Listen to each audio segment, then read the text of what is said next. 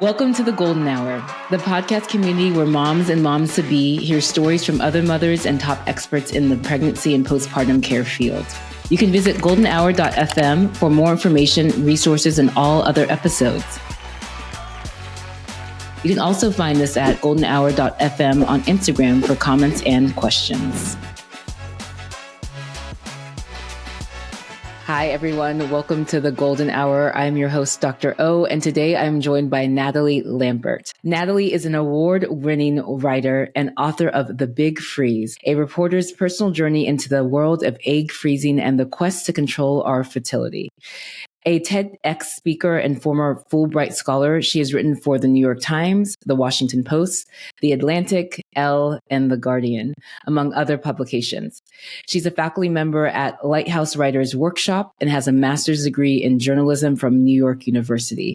And she now lives in Boulder, Colorado with her husband. And I heard you told me when we just started that you created your dog. So you also have some pups in your life too. Yeah, 2 dogs. Yeah. Yeah. Very sweet. Well, welcome, Natalie. And I'm so excited for this conversation.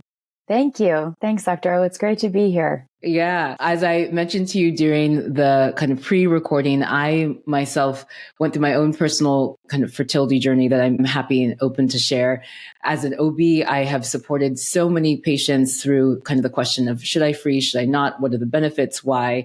And I have my own kind of answer that I give based on my own, my own training, my own research. When you personally go through it yourself, it's a whole different ball game.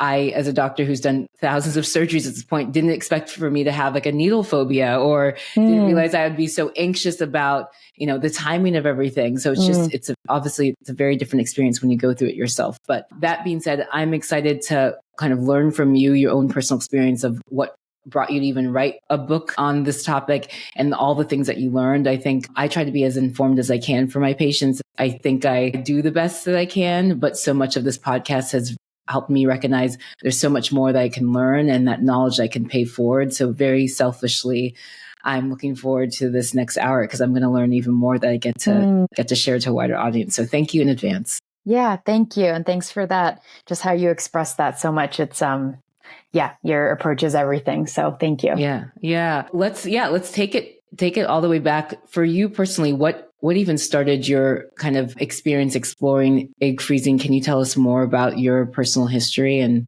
how that led to this point?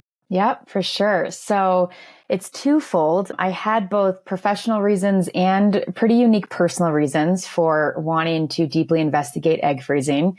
So the personal reason started back when I was 12. When I was 12 years old, I had an emergency surgery for a ovarian cyst and torsion. And basically my ovary was dead in my body and it had to be removed. And it was this kind of, freak surgery. Nobody really knew why it happened. Yeah. This was before I ever got my period. So it was just it was very strange. And it took doctors a while to figure out kind of what was going on. But so they removed an ovary and a fallopian tube. And then when I was 20 years old, for unrelated reasons, I almost lost my remaining ovary. Also an emergency surgery because of a different type of cyst. And I think that was actually related to abruptly going off birth control, which I kind of explore more in the book and kind of my personal investigation into that.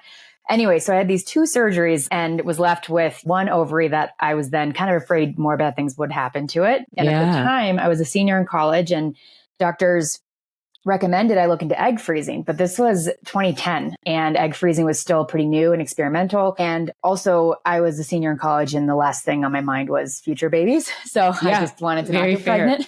Anyway, but 5 years later, I'm in New York City for graduate school and, I'm a bit older at that time. I'm 25 and I start seeing ads on the subway and on Twitter for these egg freezing cocktail parties. And it was like my second week of graduate school for journalism. And I was like, you know what? I think I'll go to one of these parties and, kill 2 birds with 1 stone. I can learn more about egg freezing, this thing that doctors years ago told me I should look into, and maybe I'll get something to write about for a reporting class. And and I walked into this egg freezing cocktail party, and that's the first 15 pages of this book. But and kind of very unexpectedly, I then began reporting on egg freezing and women's health and reproductive technologies, and kind of all of that led to the book, which I can kind of share more about what the book became, I guess. But Yeah. that is the kind of origin story of, both as a woman and as a journalist, I had a lot of questions about this technology.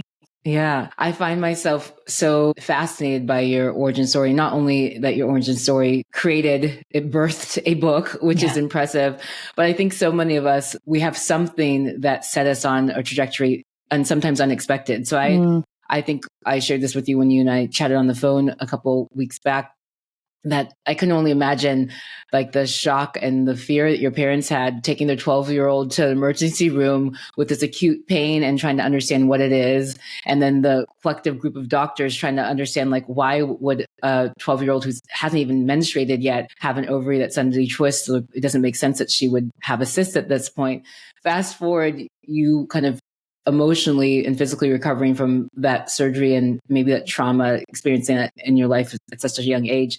Fast forward being at 20 and suddenly having another acute pain. I think for me as an OBGYN doctor, I recognize that my job is one of great privilege, where I sit with patients in these spaces of really scary acute moments where I'm the doctor on call. I'm called down to the emergency room, and I don't know if this is the very first time someone's been in the emergency room, or maybe they've been here many times, but every time it's scary. Every time it's triggering, let alone to then be told by doctors, okay, well, now we're recommending you do another physical thing to your body. We recommend that you take on this procedure called egg freezing because we think it's the best option for you. So many times, Natalie, that you had the locus of control taken completely out of your hands.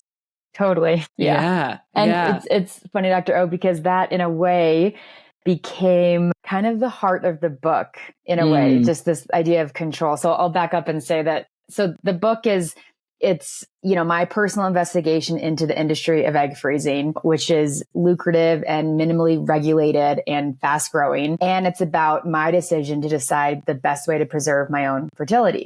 Mm-hmm. But as I reported and researched this book, I quickly realized, and you will, I think, relate to this very much, but I quickly realized that you can't talk about egg freezing without talking about so much more, you know, hormones and birth control, sex ed and how women come to learn or not learn about their bodies, ethical issues with regard to fertility technologies, reproductive rights and systemic inequities that plague our healthcare system, money, marketing, existential angst, like it's so much, right? And so in a larger sense, the book is about the quest to control fertility, what that means, and how people with ovaries do or do not do that, And I learned a lot about kind of, what control is, why do we pretend we can have it, we have it, et cetera, especially in this realm of reproductive issues. So anyway, just that's my little spiel on your kind of mention of the word control. Yeah. Oh man, Natalie, I don't think an hour is sufficient. I'm like, how do we turn this into like a 3-part series? Right. No, because so much of the categories that you highlighted are things that, again, I think about and I ponder all the time as an OBGYN doctor, because when I have patients who come into these clinic rooms entrusting their care in me, I also recognize that I'm having the same conversations again and again and again. And one of the reasons why I want to have the podcast is to have conversations at a broader scale for hopefully a wider audience to hear and learn from experts like you, right? You are, and I say this endearingly, you're a nerd. You're a researcher. We talked at the beginning about all the books behind you. You're like, oh yeah, like there's some books I don't want to look at again because I have delved deep into those pages. And so it means that you have a wealth of knowledge that I obtained through many, many, many years of medical school training that you've obtained on your own. And I think it's been able to share the expert advice to a larger audience that's so rich and so necessary. I think there's a couple categories that I know we'll talk about. One I want to start with is, sex ed, right? So when I see patients, it's oftentimes when they're coming in for that, what we call a preconception consultation. So they're coming in, they're like, oh, right, I spent the past 20 years, past decade or so trying not to get pregnant. Now I'm done. I want to get pregnant right now. Tell me top 10 things I need to do to get pregnant right now. What is it? And sometimes I realize in that conversation that patients don't even know how to get pregnant. They assume that they've stopped birth control and that sperm and egg will magically find each other, but that's actually not how it works. And so I spend each of those appointments breaking down our reproductive biology, and I love it.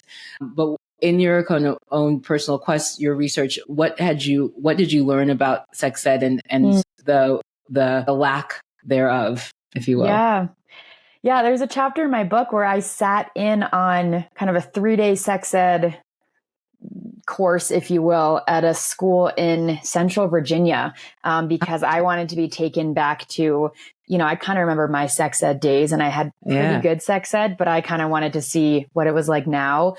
And I mean, I'll say you can read the book to kind of read about how that unfolded, but it did not surprise me because it just seemed exactly like what it was when I went through sex ed, which was a lot of fear, a lot of shaming in some ways, even nice shaming, but just a lot about preventing pregnancy, which I fully understand. And I don't really agree with the, teenagers should be terrified into, avoiding sex because of how scary STIs are, et cetera, et cetera. There's issues with the approach, but I do understand why we're not educating teenagers about their fertile windows and ovarian reserve. I get that. Yeah.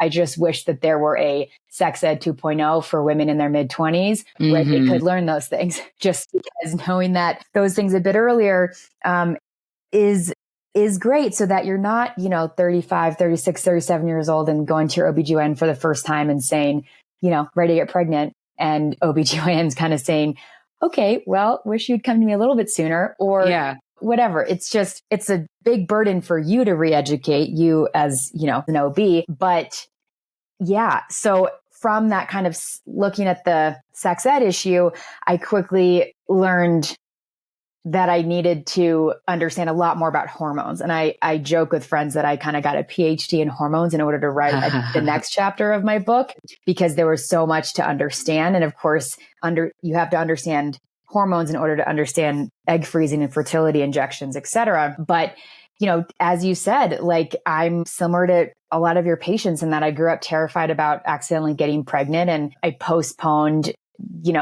ever learning about eggs and ovaries and what goes into conceiving a baby beyond just having sex. And so going through this process of writing the book and kind of learning all these things I didn't learn was, a great excuse to learn about my menstrual cycle and my fertility. And it was really empowering at the end of the day. I don't think most women will spend 7 years deep diving into these issues in order to make a decision about preserving their fertility or not. But I say to people, and when I sold the book to Random House, I said, I'm writing the book that I needed that didn't exist when I was, being asked to make a quick decision about egg freezing in my early 20s. Yeah. And then I said to doctors, I'm not going to make a quick decision about this. And I have some more questions. And those questions turned into a lot of reporting in this book and me trying to put all this information in one place, in part so women can, we have all kinds of research tools in ChatGPT and places to get a lot of these answers these days, but piecemeal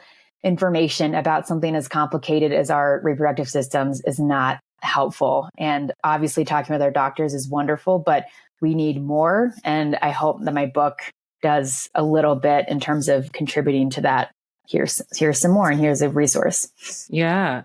I'm not just saying this because you're sitting in front of me. I truly will reference your book as a resource to my patients, because I, again, recognize my privilege. I recognize my privilege of knowledge. Like I chuckled when you mentioned sitting through a sex ed class in Central Virginia, because I was like, was that my high school? Because I went to high school in Virginia, just outside of Richmond, Virginia. And I remember, the little that we learned, which was abstain, don't have sex. Some of it was fear mongering. And a lot of what I know and what I'm privileged to know is from my excellent training, and I'm happy to pay that forward. There's a part of me that's very solution oriented, which means when I hear you saying that there should be like a sex ed, those of us as we enter our mid to late 20s, early 30s, just as a refresher, but this time with like the pertinent information that you likely need as you may or may not be preparing to start a family in those years. Should, besides telling everyone about your book, which again, I am gladly going to do, what should those of us who are providers in the women's health space, so OBGYN doctors, midwives, nurse practitioners, physician assistants, how can we do better? Like, should this be a conversation we have when a 21-year-old comes in for a very first pap smear? Should we be having these conversations before the the patient reaches out for the preconception visit? Like what's the best way that we should engage? I really appreciate that question, Dr. O, especially because I know that these are conversations you have with your colleagues and within, I think, the professions of, like ACOG and OBGYNs, et cetera. Yeah. And so I can't pretend to have the answers in terms of should a lot of this information come from, in terms of the medical community, like our OBGYNs, from REIs, reproductive endocrinologists, aka fertility specialists, if and when we see them. I think that there's a gap there. I will say that I think at least the OBGYNs I had in my 20s, even with one ovary, it was always, even into my early 30s, it was always like, you have time, you have time, you have time. And it was kind of so quick. I think a lot of women hear that they're kind of like, okay, we're good. I think that conversations about our eggs and possibly like preliminary kind of fertility testing, though that's a different topic because of kind of what we can learn from that can take us down rabbit holes. But I just think women should understand like their periods, menstrual cycles, how fertile windows work, just those basics before they're actively saying, okay, I'm ready to do this, And so with this related to egg freezing, like misinformation around egg freezing is a big issue. Yeah. And I think part of the issue is that we feel so much pressure when women get to a certain age, we're then ready to maybe take action or be solution oriented. And we're then kind of way more vulnerable to, I guess, being victims in some way of this really aggressive marketing, or kind of more apt to then do whatever any fertility doctor we see or specialist kind of tells us to do. And the issue here is that studies have shown that many fertility clinics tend to be more persuasive rather than informative in their language. And they emphasize the benefits of egg freezing while minimizing the risks and costs. And so it can be hard for an egg freezing patient, or even just a woman considering egg freezing, to distinguish the marketing from the medical advice. And this came up a lot in my reporting, especially with one of my book's main characters who scoured the internet looking for reliable information on egg freezing and found it very difficult to find. So I say in my book that the good doctors and clinics do counsel women about like egg freezing success rates and associated risks. But I, just to echo what you said, I still don't think we have kind of a good enough baseline knowledge going in. And so I don't have the answers for where that information should come from. I think the average, I could be wrong with this stat, but I think the average American woman spends something between like 8 and 15 minutes a year in front of her OBGYN or maybe her nurse practitioner. And maybe it's not exactly that, but the point is we typically are seeing our OBGYNs like once a year. And I don't think it's fair to expect that they then spend an hour counseling us on everything to do with our eggs, right? But it's also not fair or maybe good that we get to be 35, maybe, let's say, and just got married and now we're ready to think about kids. And then we're sitting down with our OBGYN or being sent to a fertility doctor to kind of start all of this. So I don't have the great answers, except, women for the most part are very resourceful and will take it upon themselves to learn if they know it's something they should learn or know about. And there's, more resources out there. I mean, this podcast ideally was created so that I could have those hour-long conversations that I can't have in clinic, because you're right. Yeah. I have a cohort of, to be frank, probably thousands of patients that I see over a course of several years, depending on when they're due for a PAP. And I only have usually 20 minutes at best with those patients. And it's not the time for me to have those conversations that I really think are deeply important, or they're getting kind of the buzzy version of that conversation. So again, happy that we can slow our roll and do a deeper dive.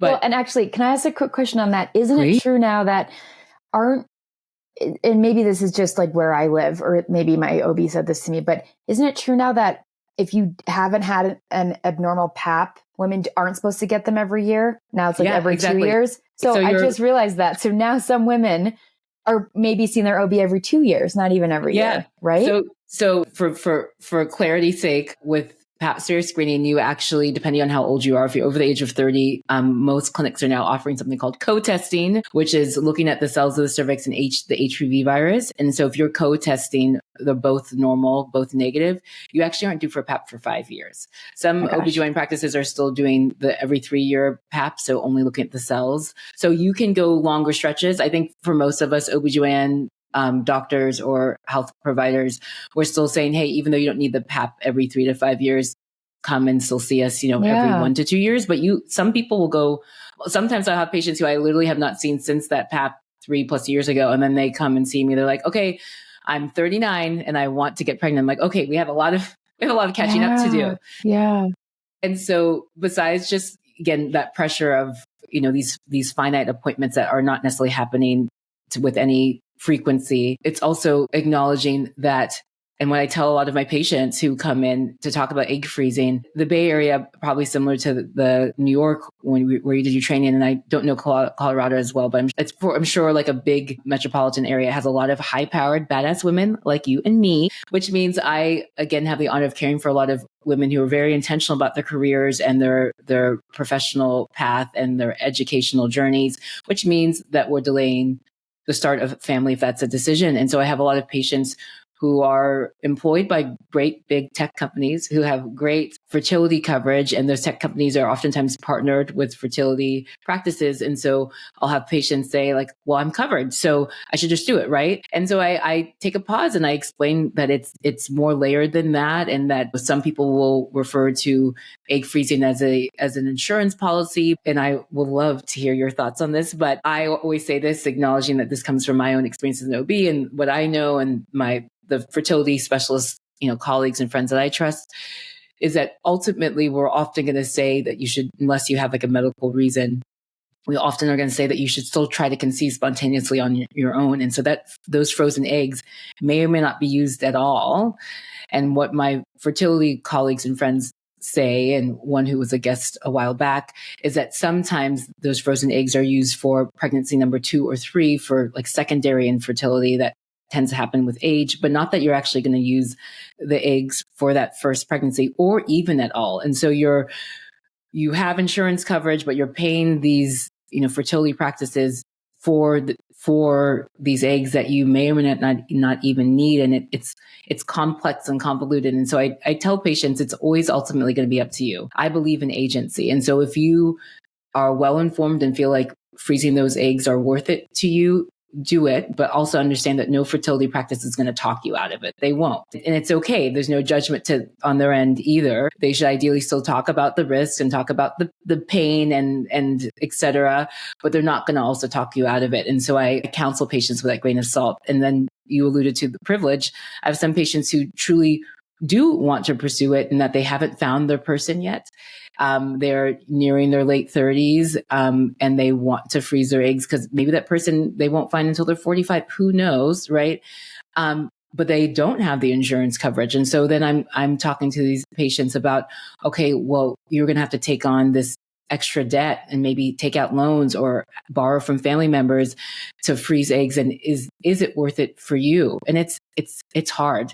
It's really hard to have those conversations. It's so nuanced and every person's story is so different. In your research and in your own personal journey, you alluded to kind of these misconceptions around egg freezing. What were some of the biggest misconceptions that you found that we want to speak truth to now? Yeah, well, I love all the points that you just made and have some thoughts on those that maybe I'll kind of come to in this response. Yeah. But one of the things that you mentioned is, I think, one of the biggest misconceptions, which is that egg freezing is often sold as an insurance policy.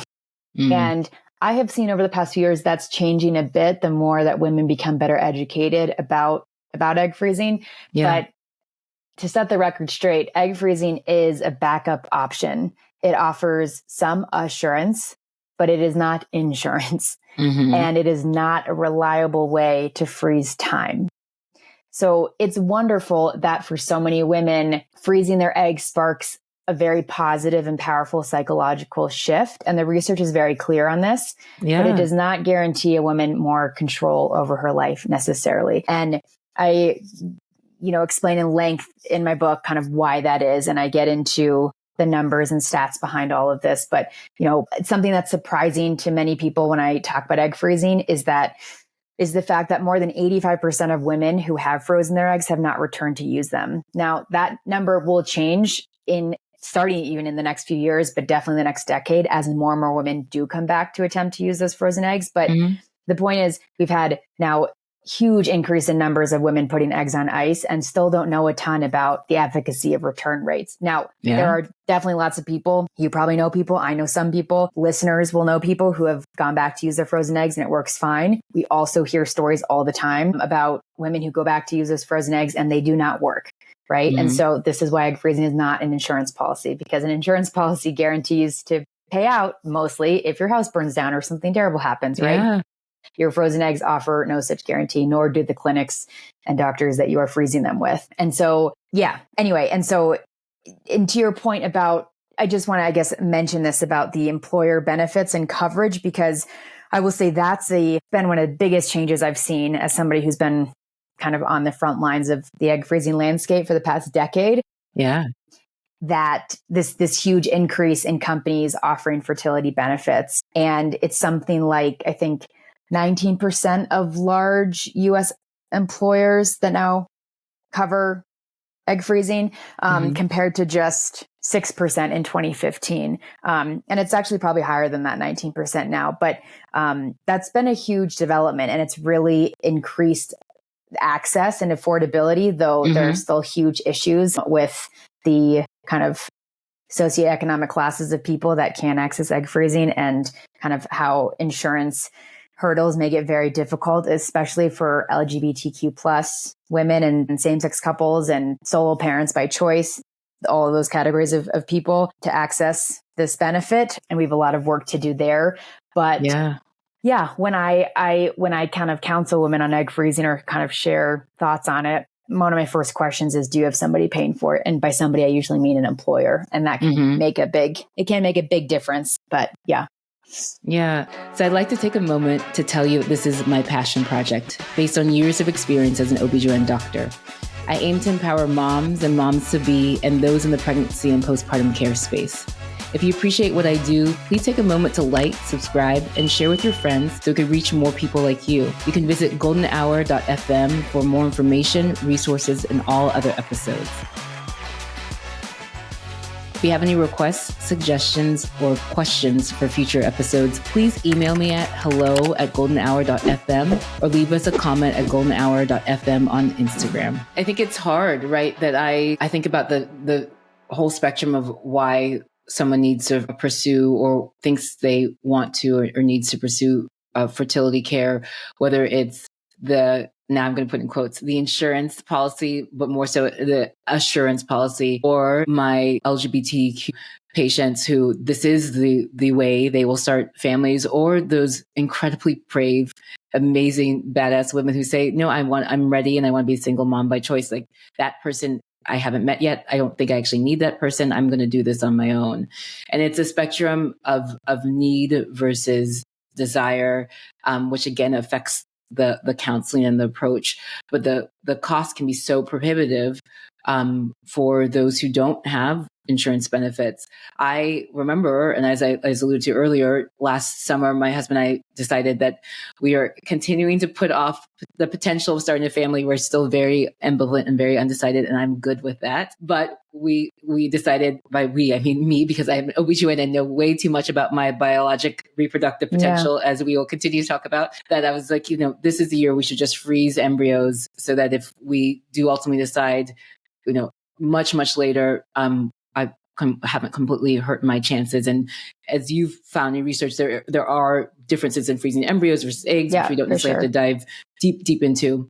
But I personally felt like it was the right choice to freeze embryos. But when I went to go do that, I am a doctor in a large medical institution in the Bay Area, and I have no fertility coverage, none. And so I found myself very frustrated with recognizing that, man, I provide this great care and support through preconception, through postpartum and everything women's health. But now when I have to sit and think about my own fertility preservation, I have to think about cost in a way that are really important for me and my husband. And I am lucky that I have good friends and colleagues in the fertility space because of my practice. And so I reached out to two of them at two different clinics and chatted with them, and they kind of gave me the rundown of what to expect. And I ended the conversation with costs, seeing if I could get a doctor's discount. Yeah. And even with the doctor's discount, it was tens of thousands of dollars. And I felt conflicted because I don't know if we're going to use our embryos, right? That like I recognize my own privilege of being in a place where I don't need this quite yet. And I also don't know if we want it. And I didn't, as I talked with my husband, I was like, I don't know if we want to spend, even though we have that money and saved and invested and all this stuff, I don't know if I want to spend tens of thousands of dollars to freeze embryos. I don't know if we know if we're going to use. Fast forward, which is a really interesting fun aside. My husband's Turkish. And so my husband being Turkish, it happens to be that one of his dearest, closest childhood friends is now an incredibly accomplished fertility specialist in Turkey with his own private practice. And so we hopped on a call with him, I think a couple of weeks later. And that same friend was like, I will take care of you. Come to Turkey. Yeah. It will cost $3,000, everything, including meds, everything. And so we ultimately chose to do it in Turkey last summer when I was over there visiting his parents who are loves of mine. And it worked out for me. And I felt like essentially I saved tens of thousands of dollars on preserving these embryos, that if these embryos get thawed and implanted and they stick, we'll need educational funds in the future. And, schools in the Bay Area are not that great. So maybe I have to save that money for private school. And so in my mind, I realized though, I'm so lucky that I have a partner who's from a different country where I can get really excellent healthcare at an incredibly low fraction of price, because I am insured, but not insured in the way that I needed to access. And so I made that jump, and I'm not the only woman or person who has gone abroad for the fertility care either. That's another huge development, Dr. O. And it's a great option. Women going to Spain. I haven't heard of Turkey as much, but obviously it's great. A personal connection. Lots of other places where it's a lot less money. And I think it's a great option, especially if, you're paying for yourself. So I'm so glad that you had a good experience. And so can I just ask, what was it like going through the stimulation, the drugs and all of that? Did you have an okay outcome? I don't know how much you're sharing about that. Yeah, no, I don't mind. It was very interesting. I think that there were many like learnings in that experience. Number one, like I would categorize myself as an empathetic person. I think most of us who go into medicine are naturally just, we lean that way. But my empathy for those who go through fertility care, whether again by choice or because it's just a function of what they need, increased exponentially. Because not only is it just like the pain around, shots. Like I said, I'm a pretty tough person. I played rugby through college, like 2-time All-American. I've broken many bones. Like my pain threshold is high, but like there was one particular shot that I had to take 2 different types of shots, at least 2. Now I'm like, it's all a blur. Maybe I blanked it out. But there was one shot in particular that I think preservative in it just made it burn. And I remember like that I would start sweating. Manicure, I think. Yeah. I feel like and they probably have a different name in Turkey, but yes, the one on ice. Yes. And I remember every time it would like burn. And so just not only the pain, but then, and the pain from the injections towards the end of those 2 weeks, you are swollen. your ovaries. Yeah. And the follicles on those ovaries are like, grapefruit size. And so you don't feel like yourself. Like I'm a very part of my mental health is being fit and active. And so I'm very in tune with my body and my physique. And so at the very end of it, you're just like, who is this person? Let alone the pressure. So we, when we met with our dear friend / fertility specialist, he gave us like kind of the timeline of this is the time we should do injections. This is when we expect to do the egg retrieval, but it depends on how your body responds, et cetera. And so I remember he gave us like this 2-hour, he's like, choose a time in this 2-hour window and try to stick with it. But technically it's a 2-hour window, you'll be fine. And so where we got our fertility care is in the capital of Turkey, Ankara, which is about a 6 to 8 hour bus ride from where my partner's family lives. And so we like flew in, saved his family, would get on this like long, sweaty 6 hour 8 bus ride to Ankara, get there, got our meds, took the bus back to his parents' place, did like a week and a half of injections, took the bus back to Ankara, and then stayed there for like a bit over a week as, then we started doing the ultrasounds regularly to see when it was time to actually do the egg retrieval.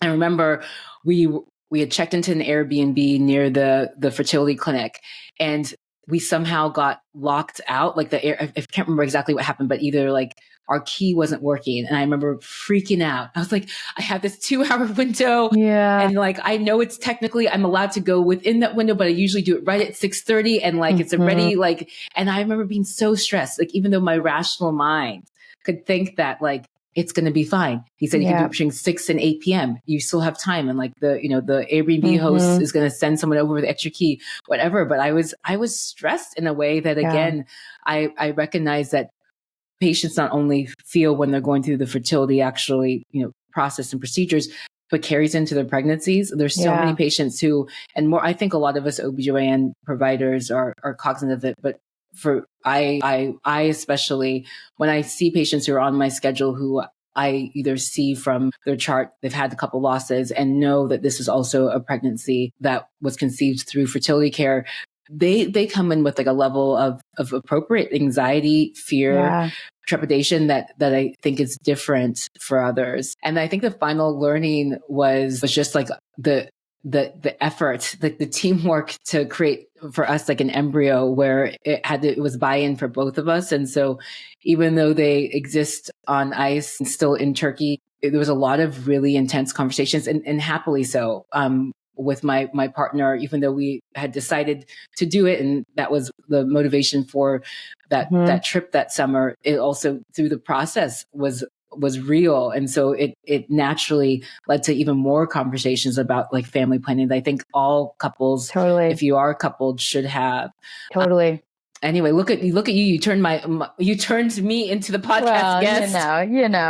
I am a journalist. But you are a journalist. Well played. But no, I love being honest. And it was, it's my own personal experience that now plays into how I care for others and listen to others. And I'm always happy to share. But it was an intense but productive journey. I think that like it's funny, they give you statistics about your age, right? So I'm don't mind sharing. I'm 38 years young. And so I know that I'm on the other side of 35 and what that means. And so we went through, talking with our friend fertility specialist about like, this is how many eggs I expect. From those eggs, this only certain proportion will get fertilized. And from those fertilized eggs, only a certain proportion will actually be genetically normal, right? And so you start from, I think he estimated I was going to get 10 to 12 eggs, but luckily I think I got 20 plus eggs, which was great for my age. But then you start from like, you start from 20 and I think 10 to 12 fertilized, which was pretty good for my partner's like 44. I'm 38. So like we're old timers, but our things were working pretty okay. And then from the 10 to 12, like only 5 became embryos that were old enough to be genetically tested. And then 4 of those 5 were normal, right? So you like, it's also recognizing that you meet people who, I've had friends who've frozen their eggs because their companies offer it to them and they now have kids and haven't used their eggs. But, oftentimes people will be like, I have 30 frozen. I have 20 plus frozen. But you actually don't know what's going to happen with those frozen ones. You don't know how many are going to survive the thaw, how many are actually going to be fertilized. If they get fertilized, how many of them are actually going to go on to the next stage of cellular development and then are genetically normal. And I think even though I rationally knew that and logically knew that as someone who trained in OBGYN, when it actually was broken down for my own counts, I was like, wow, you pulled out 20 plus eggs from my body. And although for my age, I was told that this is still pretty good, but like only four of them remained that were normal. And then you hear stories, which you alluded to, where none end up. I have tons of patients who've unfortunately had to do multiple cycles to just get their 1 or 2 normal embryos. So it's a long road. Totally. Yep. And everything that what you're describing, Dr. O, is, for listeners, embryo attrition rates, which is a big deal. And even if you're just freezing eggs, it would behoove you to learn about embryo attrition rates because this impacts then how many eggs is kind of your desired number. And that determines how many cycles you're going to do. And most people don't understand that the average woman who freezes her eggs does more than one cycle, which a lot of women going into egg freezing do not. They think they do one cycle, they get an okay number of eggs. And, again, I go into all of this in the book, but it's important to know that going in, that you, in order to get enough eggs on ice for you to feel confident about that they'll become, if you want them to become future children or future embryos that you hopefully can implant, many women have to do more than one cycle, which again, it factors into when you think about cost and time and energy and all of these things. But yeah. No, and I mean, to use your term tax, I think the most obvious tax is the financial one. What are the other, again, from your personal research and experience talking to friends and subjects in the book, what are the other taxes that people either who are, or that people are less aware of that they might take on if they pursue egg freezing? Well, I think it can be a very emotional and kind of mentally cumbersome process. And, some women have no issues with that. And for some women, it's a lot harder. It can be kind of a reality check when you're, especially for single women who maybe are post-breakup, post-divorce, or have been dating a ton, but can't seem to find the person that they want to have kids with. It can be both empowering to freeze your eggs and also sad and hard. And I'm a big believer in like the realness of all of that. The darkness is a scary place to be, and it can be very illuminating and informative for us. So I think the emotional and kind of mental tax, if you will, or burden is rough. The time of going to appointments, to monitoring, to spending hours on the phone trying to figure out shipments of meds and calling pharmacies and calling insurance and et cetera. Like it's a lot of emotional and labor and time spent. And I guess that's my answer to that question of the parts that are hard. I think that question though makes me think about something that I feel pretty strongly about, which is, I think just the idea of pressure and expectations with the modern women, especially those of us who are, preach, Natalie. I know. And it's like, that's a whole conversation of itself. I feel like I want to write more books just on that. But women we just got to keep saying it. We face a lot of pressure, period. And this pressure skyrockets in this pretty short window that is our late 20s and early to mid and even like later 30s, and this time period is when we are kicking ass in our careers. We're starting or ending serious relationships. We're trying to date. We're coming to terms with our fertility and thinking about if and when we might want kids. And maybe we're also paying off student loans or dealing with chronic health issues or extremely worried about climate change and the political division in our country, et cetera. Like it's a lot, right? Yeah. Right. And so, I don't know. It's just egg freezing. I guess lots of thoughts on like egg freezing's role in all of that. But it can be both a powerful balm, if you will, and it's a tool at our disposal. And it is not this like collective fix for taking away, one of those many things that we're thinking about or worried about or pursuing. And I don't know. So I think the deeper issue for me here, as I've sat with everything I learned about egg freezing, is like, and this is a bit more meta or kind of existential, but it's how we are collectively in many ways rapidly embracing egg freezing without pausing to consider how much society is changing as more and more people postpone childbearing, or again, what it means for the modern woman to have to figure all this out in this short time period. Like there are some days that feels exciting to me. And I'm like, how lovely that I get to think about these things and have opportunities that, my grandmother and great grandmothers did not. And other days I'm like, what the fuck? This is not fair. This is not fair. Yeah. And it's, I go back and forth with both of those, but I think again, this is this issue too of what it says perhaps about our modern culture, that so many women do not feel free to be pregnant when we are fertile and young, right? Like we all understand that we're most fertile in our maybe teen years and 20s. And we also all understand that is absolutely not the time most of us want to get pregnant. And so, I think there's something to be said for a lot of us postpone childbearing. Yes, for sure, because of the partner aspect, but even sometimes with the right partner, we're still just like, not ready, maybe emotionally ready, financially ready, all of these things. And it goes back to a lot of these pressure. So that's kind of very, I guess, doomsday, but I just, let's get real. Like egg freezing is it really is an incredible technology, but it is not the fix for how difficult it is to have children in this country.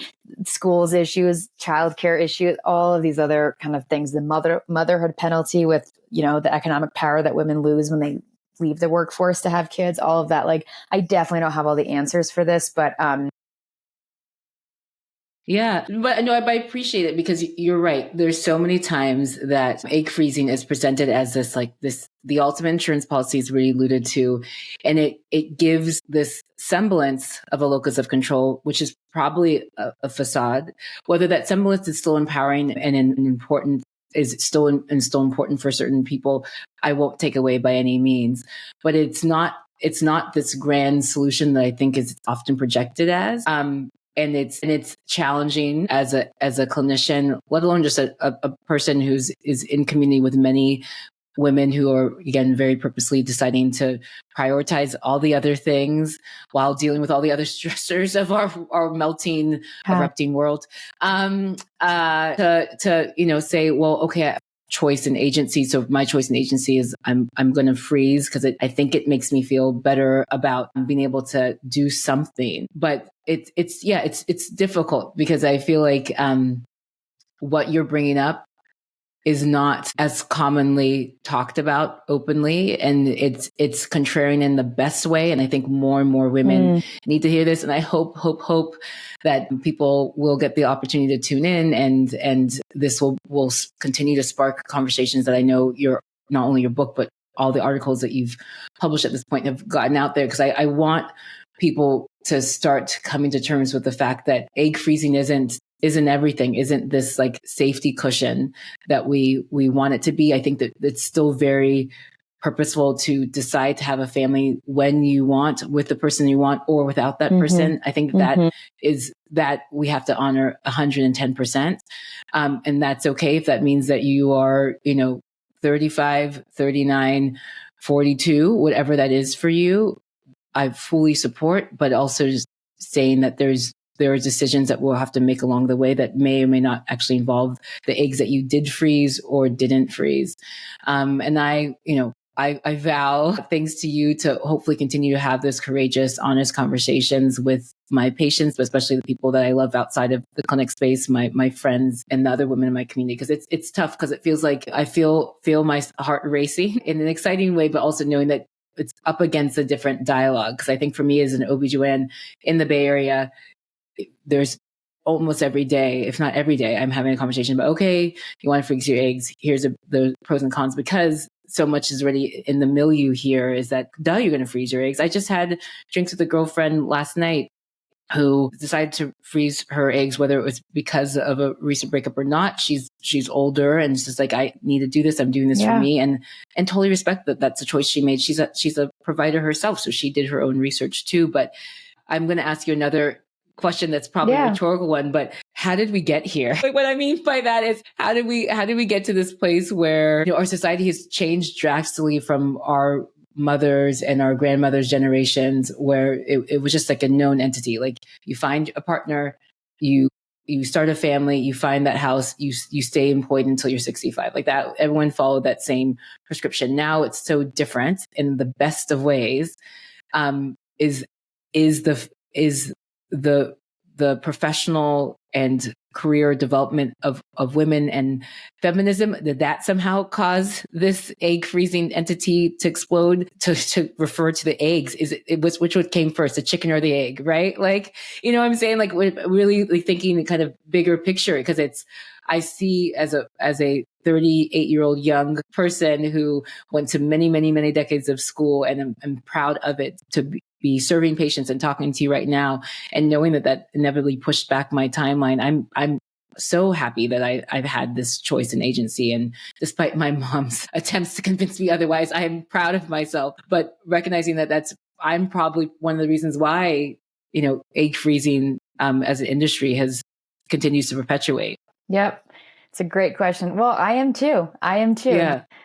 pursued a career as a, independent journalist and then became an author. And my dreams of writing books came true when I was 27 years old. No way was I going to say no, I don't want to write this book. I want to go have babies instead.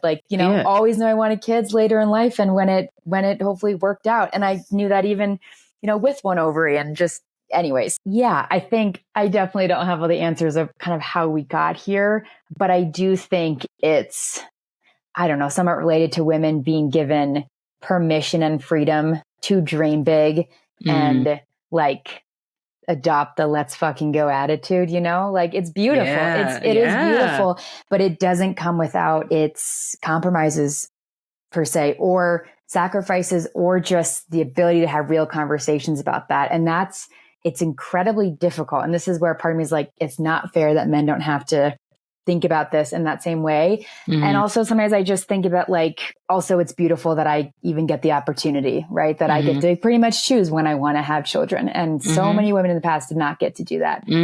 It does also though mean without the right level of knowledge, education, ability to access things like egg freezing, embryo freezing, it does mean though that I've totally lost my train of thought. I guess without those things, we're set up to have harder conversations and perhaps later in life then makes sense. Yeah. Sorry, doctor. I lost my thought. But it's okay. It's, I guess in some ways it's a great problem to have, but it is a slippery slope. Are we just going to keep postponing when we all have children? And what does that mean for us as much older parents, et cetera? It's changed very fast. And I don't know where we're headed with all of this. I also know, I guess a more personal answer to your question of how we got here is I grew up with two working parents. My parents met in the army in their early 20s in Germany. They went on, my dad left the army, went on to become a financial planner, lawyer, etc. My mom was in the army for 30 years and retired as a colonel, and then went and worked for the government. And so I grew up with a mom who had this kick-ass career and was always working, even part-time, sometimes full-time, on reserves, etc. from a very young age. She was very different than my friends' moms, right? I knew that was kind of different as I was growing up, but that was my model, a mother who pursued an incredible career and raised 3 children, along with her husband. But let's be honest, my mom did most of the work in the household and took us to the dentist, et cetera, right? Yeah. So that's what I grew up with. So I grew up being well, of course, that's what I'm going to do, and guess what? I mean, I don't know because I didn't live her experience, but it seems harder now. It seems more expensive. It seems harder to work part-time, work full-time, pursue that, have kids, do all of that. So I don't know exactly why, except to say that there's so many forces that have made all of this harder for us. But I guess the way that and maybe just to kind of, not that I don't know if we're wrapping up the conversation, but I had some final kind of thoughts that are related to this, which are, I think when I think about advice to women, maybe just in your stage of life and my stage of life, I'm 35, I'm married now, thinking about kids now in a totally different way than I was when I finished the book. And the things that I've learned, which are probably not going to be very satisfying to listeners, but I believe them with all of my heart, which is one, it's okay to not have all the answers. You are not supposed to figure out all aspects of your life, including fertility, in this short pressure-filled time frame, even if you feel like you have to. It's okay to not have all the answers. Another thing I've learned is to not buy into the notion that your fertility is something to be conquered or fully controlled. It's not, and you can't anyway. And if you do freeze your eggs, don't let them be a Band-Aid to postpone confronting the difficult questions that arise in your life, in your relationships, in your desire to have children. You mentioned earlier, Dr. O, the conversations you were kind of forced to have or strongly encouraged to have with your, already partner, husband, because of freezing embryos. And that's beautiful. Those are beautiful conversations. They're hard, they're real. And it's great that we get the opportunity to have those conversations. With a lot of women freezing their eggs, those are invitations to have hard conversations with themselves of how much do I love this person and want to stay in this relationship? Am I settling? Do I really, really want kids, or do I feel pressured? Do I really want to leave the option open? And can egg freezing be a way that I create options, which is what it is, which is beautiful. It just, I think things like confronting your fertility or asking questions about egg freezing brings up a Pandora box of all these other things. And that can be okay. And those are important things to look at, So Yeah. So well said. I think we've both alluded in this conversation several times that even though egg freezing isn't an insurance policy, it's a very nuanced and layered decision to make. And like, I think of like optionality. I think it's, again, it's a privilege to have optionality, but that is such an honor to be able to have that optionality. Mm-hmm. So if you're able to take it on. And I appreciate your sage and calming words of advice. I felt like when you were saying that, I felt like I'm at the Church of Natalie. I'm like front row, just being like, yes, say more. No, because again, I say this so many times to my patients, every interaction, I take off my metaphysical doctor hat and say like human to human, woman to woman, right? I'm still driven by that same biological clock. Like every time I am talking to someone about their reproductive potential, I too am like, oh yeah, how old am I this year? Okay. Mm-hmm. Like it's something that we all have to confront. And so just hearing your words for me, like washed over a sense of calm. And we're not quite wrapped up yet because there's still a couple more questions I want to ask you really quick, although you've been so generous with your time. You mentioned, and I acknowledge I might be opening another Pandora box, but you mentioned in your research digging into and discovering a lot of the underbelly, if you will, of the femtech industry. What were some of the biggest discoveries that you made as someone, again, in the Bay Area, which I'm so honored and excited to be a part of, meeting a lot of different innovators in this space. When it comes to the femtech industry, what is something that surprised you, things that excited you about the future, or things that or any cautionary tales? Yeah, it's a great question. Well, this is, I guess, a bit more about egg freezing, and then I'll get into talking more about maybe some of the femtech aspects. But I was truly surprised by the huge increase in the number of women freezing their eggs over the years when I looked at the data and the stats. Anecdotally, I think we can all say we know that egg freezing is more popular, but just the fact that you said earlier, Dr. O, that you have almost every day a conversation about egg freezing, or it gets brought up, or a friend or something, that you mentioned, like that's huge. That was so not the case 5 years ago, definitely not 10 years ago, et cetera. Yeah. And so do you know the statistics? I do. Yeah. I have some notes here, but also these numbers have been ingrained in my brain, I think, because they really did shock me. So in 2009, 482 healthy women in the US froze their eggs. In 2022, nearly 23,000 did. And that is more than a 4,000% increase in just over a decade. Now, crazy. The latest numbers are about to come out, and I'm actually going to be putting those in the paperback edition of the book because I'm working on those edits now because the book's coming out in paperback in September. But so the numbers are like even higher in terms of, we'll get, I think, 2023 estimate numbers quite soon. But yeah, that's it. It's huge. Crazy. Yeah. And so a few things contributed to this, which again, just bear with me, kind of nerd out on like the history of egg freezing. But I think it's important to understand kind of where this comes from. So in 2012, ASRM, which is the American Society of Reproductive Medicine, removed the experimental label from egg freezing. So that was kind of a big deal. And then in 2014, Apple and Facebook announced that they would help cover the cost of egg freezing for female employees, offering up to $20,000 per person. That was a huge week in kind of egg freezing headlines. That was actually the week I was at my second egg freezing cocktail party. And it was that night that I wrote my first article on egg freezing, which is a pretty bad article, but published that the next day. It was just, right place, right time. Yeah. And I think the title of that piece is like, I don't work at Apple or Facebook. Doctors want me to freeze my eggs, something like that. But anyway, those are some of the two of the big kind of sea changes that kicked off this huge increase in companies, a lot of tech companies, especially, and private insurers, et cetera, covering egg freezing now. And then we've seen more kind of, IVF, gestational carrier, a lot of other things kind of covered in this, like kind of in the fertility kind of tech industry. So anyway, that was something surprising. In terms of, I think femtech as a whole, and again, my knowledge of femtech in this way is related very much to egg freezing, but private equity companies buying up a lot of egg freezing clinics has been not great. And I mean, that's a whole rabbit hole. I'm not going to pretend to like be an economist and know all of the pros and cons of private equity, but I understand that this is how lots of, clinics and a lot of other medical areas in the US healthcare system, like dermatology, for example, like this is what the influx of private equity is not a surprising or new thing, but it is rampant with fertility clinics. And issue with that is that a lot of that kind of money being thrown behind some of these brands or some of these kind of shinier, newer clinics that are popping up all over the place. What worries me about that is that those clinics often are either the clinics that are going to be now cutting corners or kind of practicing not as good medicine because they have to be very concerned with profit because of their kind of, I don't know if shareholders is the right word, but like the people owning them, et cetera. Yeah.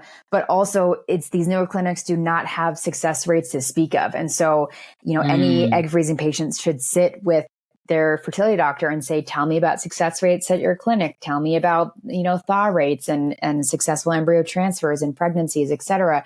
And these clinics do not have any numbers in that way to speak of. And so, I get worried about a lot of these newer clinics popping up. They're usually the ones with the smoothest, sleekest marketing. Yeah. They're usually the ones you see on your Instagram ads, et cetera. And I tell women to not go there and to not, use those clinics because you want to go to a clinic that has a good reputation, has been doing this for a long time. A great resource is actually fertilityiq.com. And I explain this in the book, but that is where I tell a lot of people to go to research clinics and doctors. I know the founders of that company very well. They're in the Bay Area. I've known them for years, and it's an incredible resource and a great place to start when you're trying to, find a good clinic or a doctor. Anyway, that was not all about, I think, femtech, but no, but it's good to recognize. I think I'm in a very non-sexy healthcare system that I believe, I'm biased, like provides really excellent care. But we're also not all over Instagram and TikTok and social media. And so, and we have a lot of conversations. I'm one of the medical directors of Women's Health. And so we have a lot of conversations about how to improve our access to patients and get ourselves out there in the community. But we're up against these shiny things that sometimes just because it's shiny doesn't mean it's good quality. Totally. So I appreciate that call out. Yeah. I also appreciate, Natalie, that as much as I literally could talk to you for at least 5 more hours, you have 2 pups who need you. So I can't be selfish any longer and I have to let you go. But truly, truly have loved this conversation. It has opened up things for me, not only professionally, but personally. As I said, you took me to church. I feel healed. I feel heard. And more importantly, I can't wait to pay this forward. So for anyone who gets to listen in, or any of the patients who I continue to care for going forward, this will be a part of my conversation and my counseling. So thank you so much. Thank you. Thank you for your time. And can't wait to finally read the book myself, but can't wait to tell more people about the book too, because it seems like it's going to be a wealth of knowledge and an important conversation that we should be having more and more often. Thank you. And thank you for this delightful conversation and taking the time, and for this podcast and why you've created it. Yeah, it's really incredible. So this has been a real treat. Thank you, Dr. O. Thank you, Natalie. And say hello to your pups for me too. I will. Thank you very much for listening to The Golden Hour, the podcast community where moms and moms-to-be can hear stories from other mothers and learn from top experts in pregnancy and postpartum care. If you enjoyed this episode, please take a moment to like, subscribe, and share with your friends so we can reach more people like you. You can visit goldenhour.fm for more information, resources, and all other episodes. If you have any requests, questions, or suggestions for future episodes, please email me at hello@goldenhour.fm or leave us a comment at goldenhour.fm on Instagram. Looking forward to seeing you in the next episode. Until then, stay golden.